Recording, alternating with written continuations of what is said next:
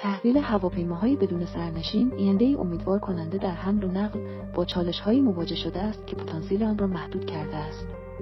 باد یکی از بزرگترین چالش‌ها برای ثبات هواپیماهای بدون سرنشین است که آنها را از مسیر خود منحرف می‌کند و مانع دقت و تحویل می‌شود. علاوه بر این، وزن هواپیماهای بدون سرنشین و محموله‌ای که حمل می‌کند می‌تواند بر ثبات آن تأثیر بگذارد.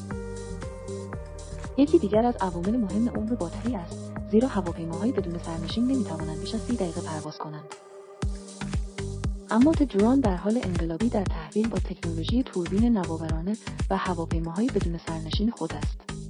این هواپیماهای بدون سرنشین از توربین‌های هواپیما به جای پروانه‌های معمولی استفاده می‌کنند و ثبات استثنایی و عملکرد برتر را فراهم می‌کنند. با تشکر از این تکنولوژی، هواپیماهای بدون سرنشین درون می‌توانند به سرعت پرواز تا 850 کیلومتر در ساعت برسند و محموله‌های تا 400 کیلوگرم را بدون به خطر انداختن ثبات حمل کنند.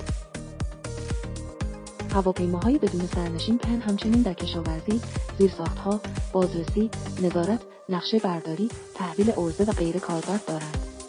با به دست آوردن توکن‌ها به این انقلاب بپیوندید. از drone.com دیدن کنید و کشف کنید که چگونه بخشی از این پروژه تحول آمیز باشید.